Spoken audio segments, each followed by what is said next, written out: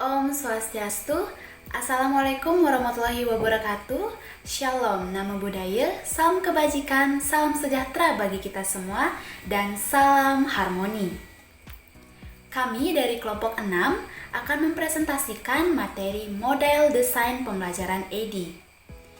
Adapun anggota dari kelompok 6 yaitu saya sendiri, Niputu Eka Lestari Dewi dengan NIM akhir 02, kemudian Made Arta Fajar Kusumanata dengan NIM akhir 03, ada Datul Ahdiah dengan NIM akhir 14, dan terakhir Gideon Champion dengan NIM akhir 15.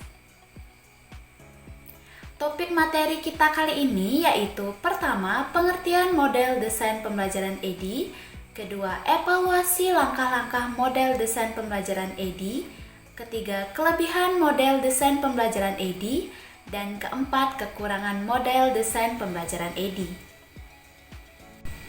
Pertama, pembahasan mengenai pengertian desain model pembelajaran ED.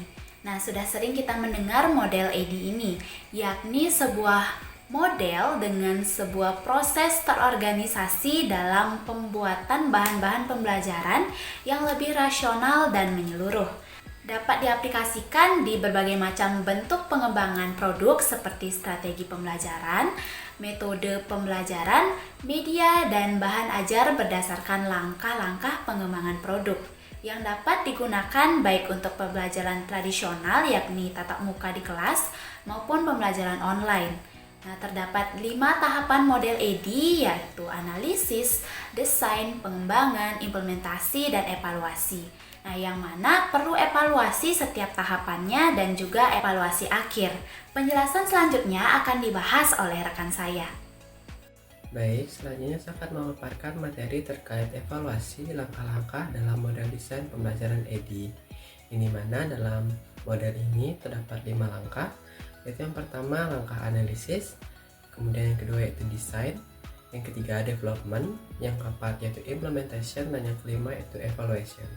Baik, yang pertama saya akan bahas mengenai tahap analisis.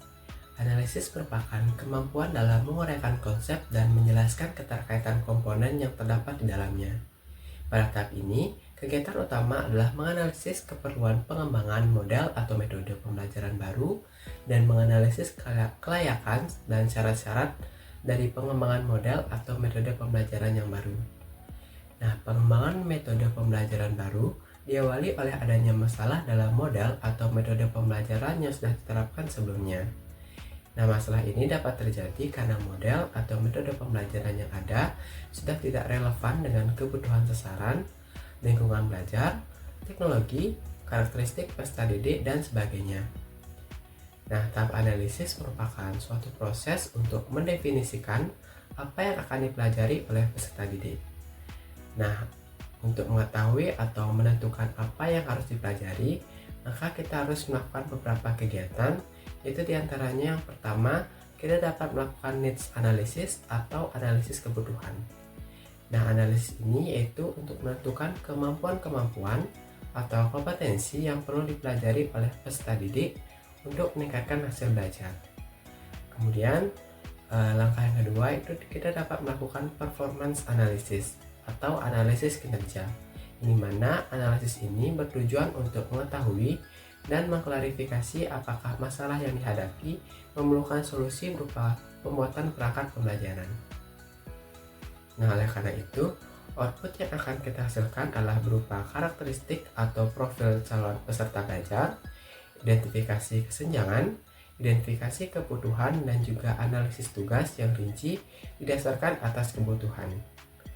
Nah, setelah analisis masalah, perlunya pengembangan model atau metode pembelajaran baru, pendidik juga perlu menganalisis kelayakan serta syarat-syarat pengembangan model atau metode pembelajaran baru tersebut.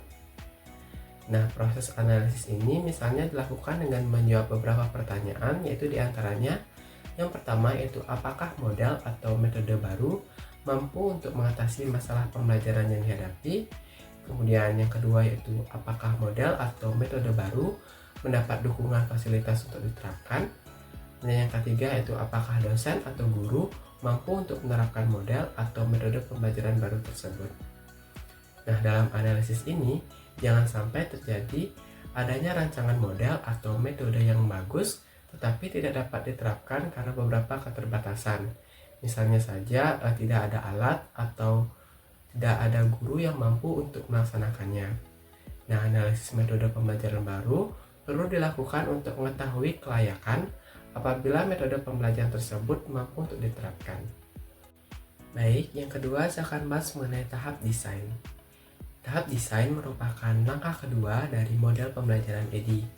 Dalam merancang model atau metode pembelajaran, tahap desain memiliki kemiripan dengan merancang kegiatan belajar mengajar. Nah, kegiatan ini merupakan proses sistematik yang dimulai dari menetapkan tujuan belajar, merancang skenario atau kegiatan belajar mengajar, merancang perangkat pembelajaran, merancang materi pembelajaran, dan alat evaluasi hasil belajar. Nah, rancangan model atau metode pembelajaran ini masih bersifat konseptual dan akan mendasari proses pengembangan berikutnya. Nah, tahap ini dikenal juga dengan istilah pembuat rancangan, di mana langkah penting yang perlu dilakukan dalam tahap desain ini itu yang pertama, kita dapat menentukan pengalaman belajar atau learning experience yang dimiliki oleh peserta didik selama mengikuti aktivitas pembelajaran untuk mengetahui desain yang dibuat agar dapat mengatasi masalah kesenjangan performa yang terjadi pada diri siswa. Kemudian yang kedua yaitu menentukan tujuan pembelajaran. Dan langkah yang ketiga yaitu menyusun tes, yang dimana tes tersebut harus didasarkan pada tujuan pembelajaran yang telah dirumuskan sebelumnya. Kemudian langkah yang keempat yaitu menentukan strategi pembelajaran yang tepat dengan menggunakan metode diskusi untuk mencapai tujuan tersebut. Nah, langkah desain harus mampu menjawab pertanyaan apakah program pembelajaran yang didesain dapat digunakan untuk mengatasi kesenjangan performa atau performance gap yang terjadi pada diri siswa. Nah, kesenjangan kemampuan dalam konteks ini merujuk pada perbedaan antara kemampuan yang diharapkan dengan kemampuan yang dimiliki oleh peserta didik. Baik, selanjutnya saya akan bahas mengenai tahap yang ketiga, yaitu tahap development atau tahap pengembangan. Nah, tahap pengembangan ini bertujuan untuk menghasilkan dan memvalidasi sumber belajar yang dipilih. Sumber daya yang dibutuhkan dalam pelaksanaan pembelajaran yang sudah direncanakan harus diidentifikasi oleh guru untuk menyelesaikan tahap development ini.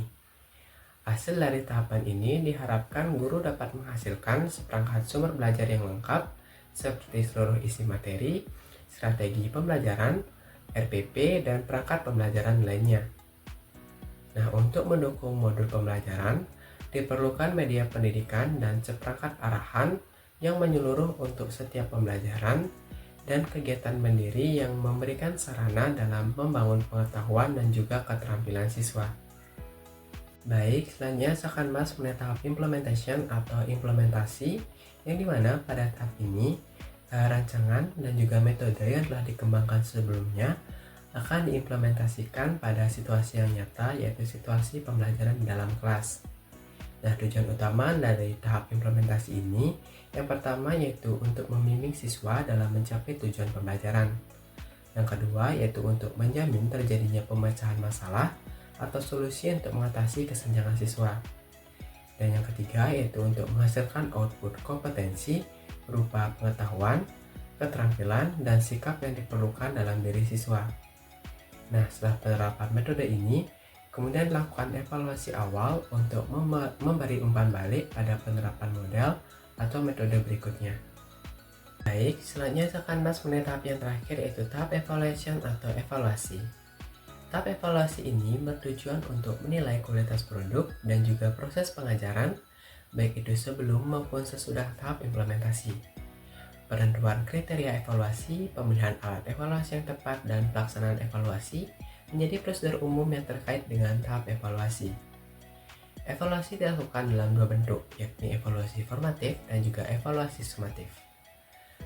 Evaluasi formatif dilaksanakan pada setiap akhir tatap muka atau mingguan, sedangkan evaluasi sumatif dilakukan setelah kegiatan berakhir secara keseluruhan atau pada akhir semester. Nah, evaluasi sumatif ini bertujuan untuk mengukur kompetensi akhir dari mata pelajaran atau tujuan pembelajaran yang ingin dicapai. Sedangkan evaluasi formatif bertujuan untuk memastikan efektivitas pembelajaran dalam setiap pertemuan dan memberikan perbaikan segera bagi peserta didik. Nah, hasil evaluasi ini akan digunakan untuk memberikan umpan balik kepada pihak pengguna model atau metode, yaitu guru atau pendidik, untuk mengetahui efektivitas dari desain pembelajaran yang telah dirancang sebelumnya. Nah, materi selanjutnya yaitu kelebihan model desain pembelajaran EDI. Jadi, model EDI adalah salah satu model desain pembelajaran yang sangat terkenal dan banyak digunakan dalam dunia pendidikan. Model ini dirancang untuk membantu para pendidik dalam merancang, mengembangkan, dan mengevaluasi pembelajaran dengan cara yang terstruktur dan sistematis. EDI sendiri merupakan singkatan dari 5 tahap utama yang harus dilalui dalam proses perancangan pembelajaran, yaitu analisis, desain, development atau pengembangan, implementation atau penerapan, dan evaluation atau evaluasi. Nah, setiap tahap dalam model ini memiliki peran yang penting dan saling terkait satu sama lain, sehingga hasil pembelajaran yang dicapai lebih optimal. Dalam penerapannya, model EDI memiliki berbagai kelebihan yang membuatnya sangat efektif dan mudah dipelajari oleh para pendidik. Berikut adalah beberapa kelebihan utama dari model EDI. Yang pertama yaitu sederhana dan mudah dipelajari. Jadi, model EDI mudah dipahami karena strukturnya yang jelas dan sederhana. Nah, ada 5 tahap utama dalam model ini dan setiap tahapan saling berhubungan. Dan ini memudahkan para pendidik untuk belajar dan mengaplikasinya tanpa kesulitan. Yang kedua, struktur yang sistematis. Model ini mengikuti urutan langkah yang tetap dari awal hingga akhir. Tahapan pertama harus dilakukan sebelum tahapan kedua dan begitu juga seterusnya.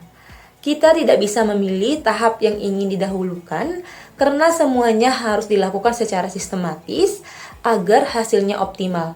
Nah, ini membuat penerapannya lebih teratur dan mudah diikuti.